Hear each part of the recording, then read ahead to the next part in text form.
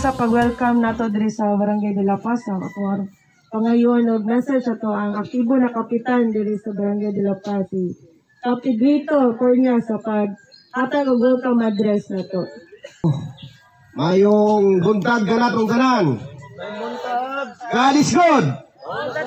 All the time. So, salamat kayo nga nakamatata sa ngalan sa Ginoo, nakamatatag sa iyo dahil sa iyo pud kay ta diri nakaanhi. Ang uban wala ka kape, ako nakakape. Salamat sa nagatag na kong kape. Nakabaliro. So, akong pagtahod sa sponsor nini nga atong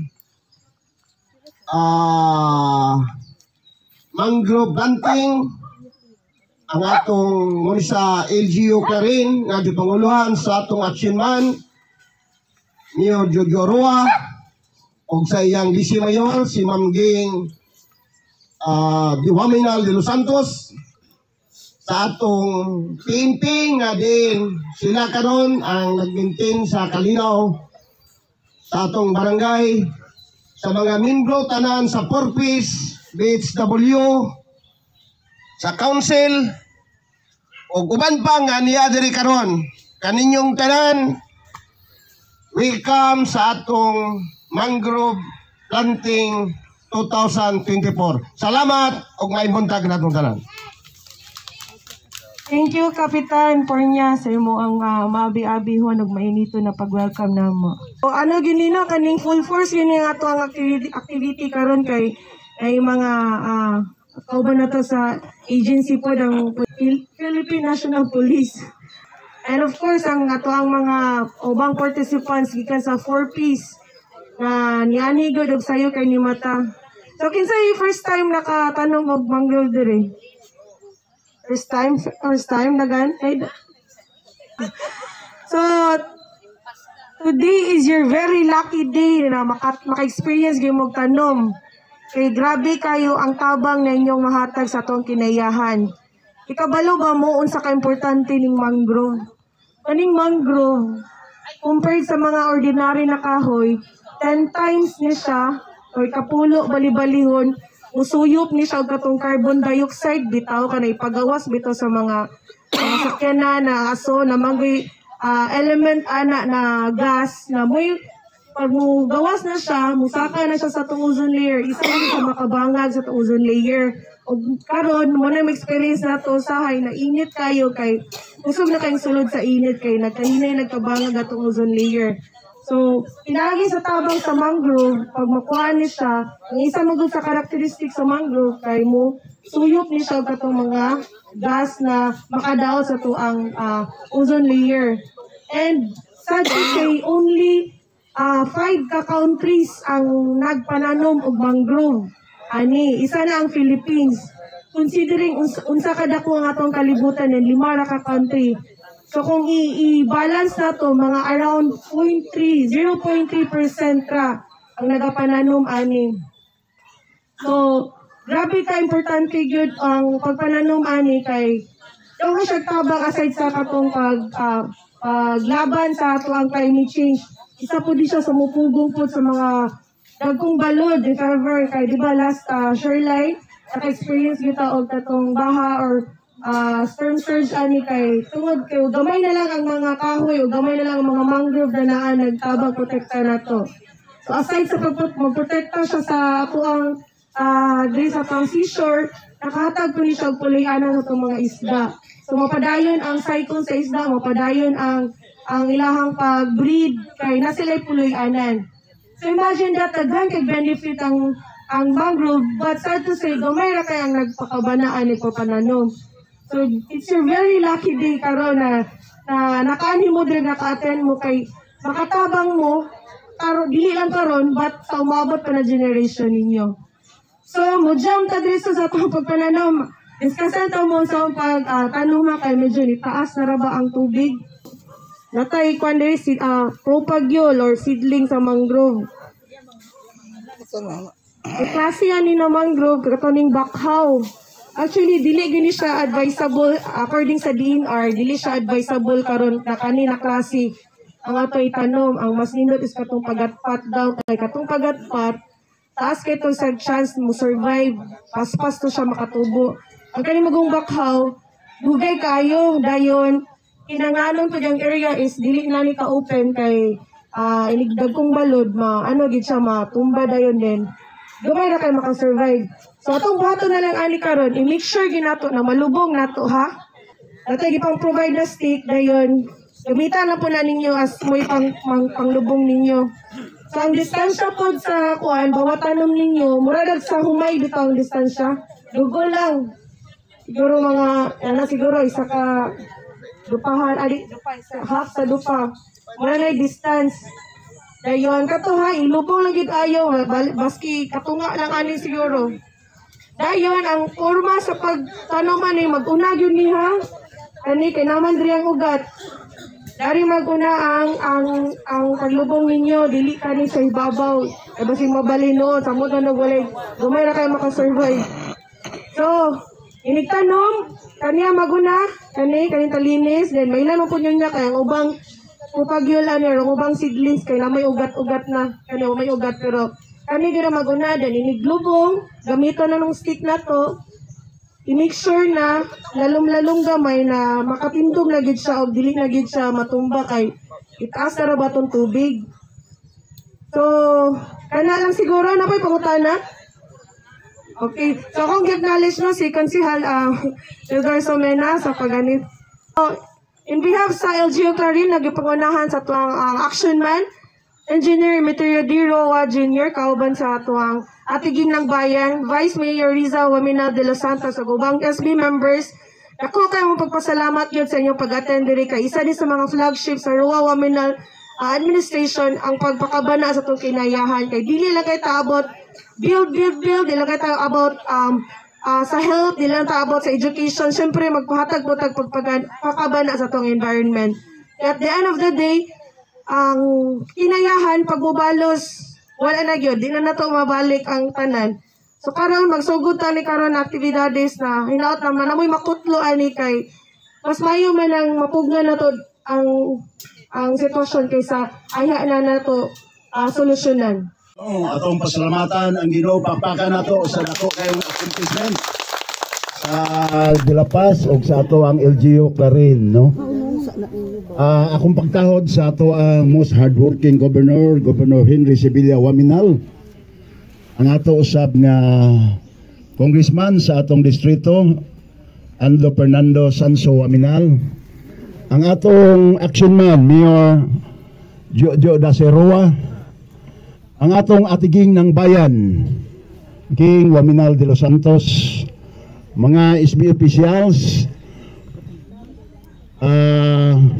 barangay captain Edrito Ponia, o ang ato usab nga ex-barangay captain si Armanto Tora pare, di na ko nganlan kay nailan na ka.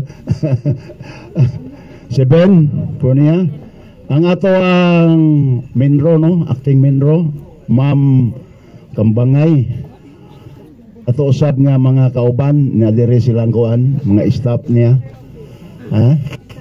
Disasters Office, no, sa atong PNP, sa DSWD, sa tanang mga ahensya sa ato ang local government sa lungsod sa Clarin. May buntag na itong tanan. Dalagon ang Diyos, tungod ning nindot kayo nga lugar o nindot nga panahon nga iyang gihatag ka na to. In behalf ni Ma'am, ang atong Vice Mayor Ging Waminal de los Santos, no, ako may ang gipadala dire. Hinoon, ako may Committee on Agriculture and Environment, no. Gaingon siging nako nga ipabot kanila sa mga katawhan sa Dilapas ang iyang mainiton nga suporta, pagpasalamat o pagtimbaya sa mga barangay officials o ingon man sa mga katawhan sa barangay Dilapas, no. Yang gipabot niya diri nako nga ang iyang suporta kanunay o ngani ang iyang hunahuna ni agid unta diri tungod sa iyang appointment mo nang wala siya kaari diri karon, no. Muna na ang kuana. Karon naman ang ato ang pagpananom sa atong mangrove, usa kini ka programa sa ato ang munisipyo, sa atong local officials aron pag paabot sa iyang katawhan pinaagi ng mga programa nga angayan gyud nato nga suportaan, angayan gyud natong itisok tungod kay kini dako kay ni kabahin sa ato ang komunidad, sa atong environment. Nahibalota gisaysay naman ni Ma'am Kambangay ganiha nga ang ato ang mga kining mangyom mao ni ang shelter, no, mao ni ang ilang itloganan kay dinhi manggod bugnaw og naa sila diri puyo mangitlog tungod kay ganahan ang mga isda nato nga diri magpuyo mangitlog, no. Mo na nga ato kining suportaan kay usay ra ba kini ato mga programa sa atong local government sige lang tag pananom o mga hard race, mga unsa pa diha nga mga tanom apan usay malimtan na nato ang atong maayong buhaton yun nga ato ani siyang i-maintain, no, i-maintain nato nga dili lang kay sa pagtanom kundi dili hantod sa pagdako ni ini kay naay mga time naay mga panahon nga magkulyada ang ato ang mga gipantanom luoy kayo, no, mga igo sa mga kahoy, mga sagbot ug uban pa unya ma-stunted or mahunong ang ilang pagtubo. Mo na mahitabo sa ato ang ipantanom. Atong ipabalo sa mga kabataan, sa atong mga kaigsunan diri nga ato ang bantayan. Kitan tanan mo bantay ni ini kay kung dili nato bantayan inigabot na po sa panahon another program na pod sa atong mangrove, no. Ato ning kuan kay istorya mi ni Kapitan ganiha siguro usa ni kada kong plano or hagit sa labi na kanako nga magbutang og tao diri magbantay, no, siguro himo na ton GO sa ako na ng opinion dili pa na iyo klaro na dili pa na kay mangita pa ta og kuan mangita pa ta og igong pundo para nga pagsuldo ni ini, no. Akong isugyot ni dito ni Vice Mayor og ni Mayor nga kinahanglan dunay caretaker ani kay aron ma-preserve aron motubo nga hapsay ang ato ang gipananom nga mangrove, no. Una na ang ato ang mayor ug atong vice mayor kanunay gyud nagsuporta sa mga programa labi na ingani kay pamgo ni kung nasayod ta ang atong problema karon naagid sa atong environment, kung atong binuangan ang ato ang kinaiyahan atong sana pabayaan ang atong kinaiyahan mo epekto kinis tao muna nga dunay mga nagkalinlain nga mga panghitabo moabot ka nato. Nahibalo na tano kung binuangan nato ang kinaiyahan pagpamutol sa kahoy, paguba sa ato ang mga kasubaan, sa atong mga kakahuyan ug uban pa sa kadagatan adunay mga kadaot moabot nini tungod kay kining atong kinaiyahan mao ni mag-protect gid natong mga katawhan sa ato ang kinabuhi, no. Mao ni magprotektar nato ang atong kinaiyahan. Mabitan ang pagpamutol sa kahoy, daghan na kayong baha, pagguba sa atong masuba, dako ang baha, o pagguba usab sa ato ang kinaiyahan, diri partikular sa ato ang kadagatan, aduna po yung mga kadaot nga mahitabo. Usa niya na nga minus na atong pagpangisda tungod ay atong mga isda, wala na yamoy kaitlugan. Tungod nining ato ang gipangguba usahay. Busa ang atong Vice Mayor tungod kay ako iya manggipaanhi diri. Nagpasalamat sa inyong pagsuporta, nagpasalamat sa inyong dako nga programa, nagpasalamat sa inyong pag-unong pagtanom. Hinaut-unta nga mahimo ning dakong epekto sa atong kaugmaon, ilabi na sa lain na usab nga henerasyon sa atong barangay ug sa atong lungsod. Dinilang ko kutob og daghan salamat og maayong buntag. Dilapas kanaton tanan.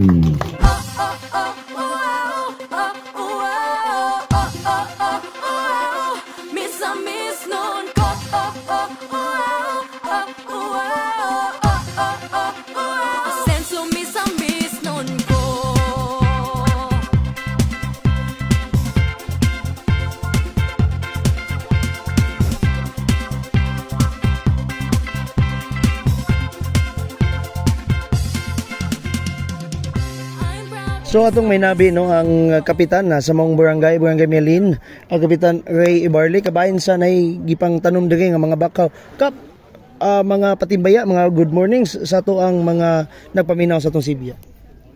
Mayong buntag sa tanan labi na sa nagsunod ang mga followers ninyo Sir Migs. Mayong buntag kanang tanan.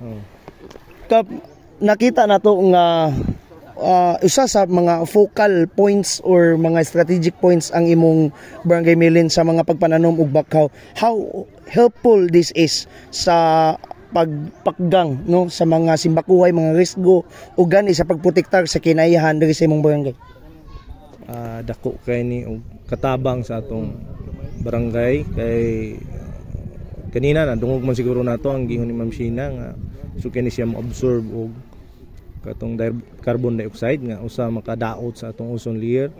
Dayon ang pinakakuang ginakot nato diri kanig yung ang kaning kankan sa mga yuta gumikan sa kanang kusog nga balod kay kuan kay ni among prone kay ni sa balod among barangay manggod mo nang dagko kayo og kahap makita man gyud nato nga kuan mo nang kani dako kay nigtabang gyud na malipayon kay ko nga isip amahan sa barangay every time nga nay mo anhi diri kay aron magtanom aning mga mangrove aron pagprotektar sa atong mga coastline og kaning diri sa atong suba. Dako kayo katabang og malipayon jud kay ko nga every time mahitabo ning pagpatanom sa mga bakaw. Yes. Kap ang atong ginatawag nga Asenso Team Misamis Occidental gani si Musal Working Governor Attorney Henry Sevilla Waminal ang isa pud gini sa maayong nga representar dito sa kauluan ni Congressman Ando Waminal and ang atong Waminal administration si Mayor Jojo, si Vice Mayor Ging nagkuan gayod kanang nagmakusganon gayod sa pagpa-implementar sa pagprotektar sa kinaiyahan. Kap unsa imong reaction, unsa imong masulti kabay nini kundi ang imong Barangay Melin usa gayod sa mga kanang ginatawag ta nga gihumbo gi panghingusgan sa paghatag og mong serbisyo. Tinuod na no Sir Migs nga ato man katukong giistorya kana diha sa gikan ta sa province kana effort na ni sa atong pinalanggang gobernador uban sa mga atong mayor o vice mayor nga kana diha matamnan gina ang area uban pud sa atong kuan labi na sa DNR nga mugid puy usa sa mga government agency nga nag-implementar gyud ani. So kita manggod naka kontrata pud ta sa DNR katong National Greening Program nila sa una. So na-continue mo nang every time nga naay mo duol sa ilang opisina diri ang ilang irumbog yun ang Melin o sa ang Melin kay before good ana nga ni come up na nga kanang program nga katong National Greening Program sa DNR nay nahitabo nga ang taga national ning anhing gisubay gyud unsa na kadako ang kankan sa atong coastline, especially sa atong coastline. So nakita gyud dito sa survey nga dako na gyud mo nang ning abot ng programa ang National Greening Program. So ako mapasalamaton sad ko ni Governor Henry Waminal, ni Kong Ando, ni Mayor Jo og ni Atiging Vice Mayor nga sa kanunay ilag yung gitagaag pagtagad ning among baybayon. So munang every time po ako pong giawhag ang mga katawhan nga ato pong suklian ang ilang mga paningkamot nga naningkamot gay sila nga dili sila taga diri sa atong barangay samot na ta nga kita gyoy una maapektuhan ani simbako og may mga kalamidad.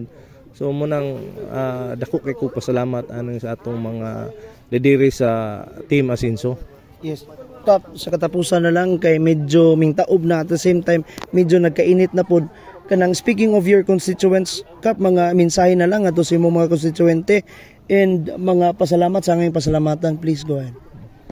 Okay, so ako mensahe sa atong mga lumulupyo diri sa atong barangay nga hinautunta nga ila untang makita ang unsa ka importante ang kaning pagpananom aning atong mangroves o akong balikon usab pasalamaton tagi kani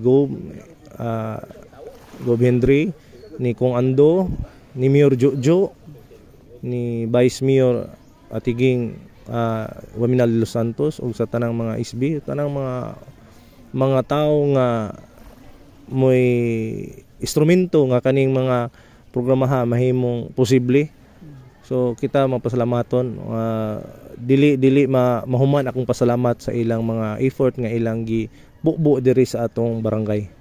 So, mayong buntag natong tanan ato ang may nabi no ang isa sa mga representante sa Local Disaster Risk Reduction and Management Office sa atong lungsod sa Clarin, Ma'am Ronami Darug. Kabay nining maong mga gipanghimo diri no na pagpananom og mga ginatawag tang mangroves. Ma'am, kumusta ang kaning maong gipanghimo? Ma'am, unsa ka importante kini sa pagpakgang sa simbakuhay mga disaster nga moabot ning simbakuhay lang gid kayo sa tong lungsod sa Clarin?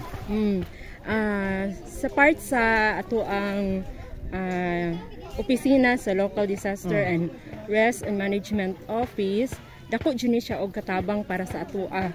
Dili lang sa amo ang opisina nga usa ni sa amo ang plano para sa pag-prevent, dili lang sa amo ang pag-respond sa kung naana nay disaster nga moabot, kundi sa pagpugong daan para sa ato ang umaabot nga disaster. Labi na gyud sa atong pagbaha. Ani sa part sa katubigan nato. Munang karon nagtanom ta og mangrove. Munang importante gyud kaayo ni siya kay para pagpugong sa ato ang mga baha. Ma'am, isip ko ng representante sa Eldream, unsay imuhang masulti ngadto sa ato ang mga Clarinhon, mga Mialinhon nga ning partisipar niini? Part sa amo ang opisina, maripayon kaayo mi, dako kaayo ming kalipay kay grabe gud ang cooperation inubanan sa ato ang kapitan Barley sa ato ang pagtubag sa ato ang halangdon at tawag sa atong halangdon nga Mayor Jojo Roa atong action man. Ma'am, sa katapusan mga pag-auhag na lang no sa atong mga Clarinhon kay gani pwede man nga ang atong mga Clarinhon dili lang sila mo participate niini apan sa mga bisag mga yano nga mga Clarinhon. Ma'am, please kanang auhaga sila nga mo participate sa puhon-puhon mga activities sa pagpakgang sa mga simbakuhay disaster nga mo umaabot, ma'am. Giahog nako kamo tanan Clarinhon nga mo partisipar sa tanang programa sa atong Mayor Jojo Roa, the Action Man, para sa kaayuhan dili lang sa ato ang lungsod kundi dili sa tibuok probinsya sa Misamis Occidental nga mokooperar nga bisan dili lang sa pagpananom kundi dili sa kalimpyo sa ato ang lungsod. Daghang salamat. So nining gayon na mga binalangga mga kasenso atong mahinabi no ang ato ang Municipal Environment and Natural Resources Officer Ma'am Sheena Kambangay no kabahin sa maong gipaygayon karon nga mangrove planting. Ma'am, before anything else atong patimbaya sa mga naminaw naglantaw nining ato ang pasibya. Good morning sa tanan, mayong buntag. Ata karon sa Barangay de la Paz kay nag-conduct activity og mangrove planting as part sa activity sa Local Disaster and Reduction Office sa climate mitigation na measures. So makaroon natin mga participants na mga 4-piece beneficiary headed by Ma'am Choi sa atong SWD and of course ang opisina po sa Menro and inubanan sa mga suporta o kanang gikan sa atong halandong mayor na si Engineer Meterio Jorowa Jr. Ma'am, pila ka bukni location? Dili lang ba sa De La Paz or somewhere also sa atong lungsod sa Clarin? So as plan no, in one day duha ka barangay ang amo ang tamnan diri sa Barangay De La Paz ug sa Barangay Mialin.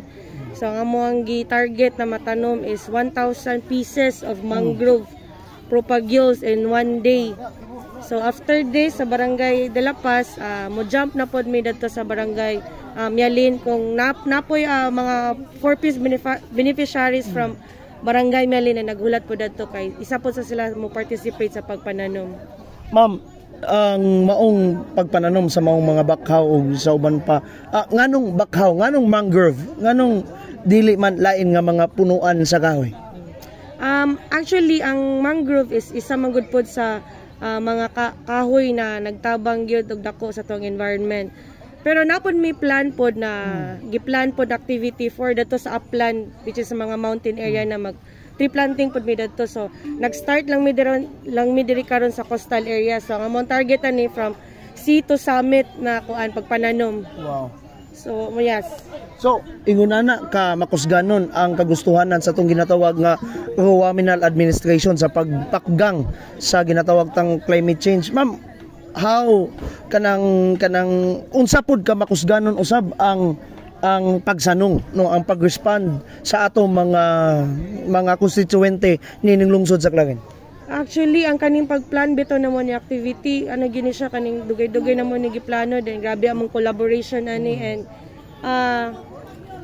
happily kung gid tanan kanang active jud kayo na gusto gid sila mo participate. So kanang mga 4-piece beneficiary gani mga 3 pa daw 3 AM na nasa diri. So inana gyud ka kuan nilang suporta gyud sa atong mga constituent na even though even atong barangay councils po daw barangay kapitan na naagyo diri karon full force squad kompleto. So yeah. Ma'am, sa katapusan, isip ikaw Menro and then kami mga sibilyan, mga konstituente usab, please kanang pasabta mi unsa ni ka sayon kasiya nga trabaho apan dako kayo kahimuan sa kanang sa kalikasan kung sa kinaiyahan. Ma'am, please go ahead. Ang kaning mangrove bitaw no katong mga nang gipuyo og kaning mga inani na lugar ni nadri mga balay, ang mga seedlings ani or kaning gipananom namo pwede ra gyud ninyo mapudyot gyud kun namoy makita kang mga hilig maligo pod nara ni makita ninyo then magpananom man ni di lagi pod kay say kay igo ay dili po kay lisod kay igo ra nyo ilubong. And considering unsa ni siya ka importante, so as what I've said a while ago no, ang kaning mga mangrove na kahoy compared sa mga ordinary na kahoy 10 times ni siya more sa ordinary na kahoy musuyo pug katong carbon dioxide, which is ang kanang carbon dioxide mo na ang mga binuga sa atong mga sakyanan, binuga sa mga factory na isa sa makabangag sa tuang ozone layer. So through mangrove isa sila sa musuyop atong mga carbon dioxide, then 10 times more ang ilahang pag-activate sa pagsuyop. And aside from that, obviously nagaprotekta gyud na siya sa tuang kabalayan diri sa coastal areas kay sila may mupugong sa mga balod sa mahangin. Dili lang kay dili mo pugong yung actually but mo filter lang siya ba mapahinay. And lastly, mag-provide gyud siya puloy-anan sa tong mga isda kung asa ang breeding ground nila. So ma-continue ang cycle and then maka-provide og food sa tuang mga coastal families na naa diri gapalibot. So yeah.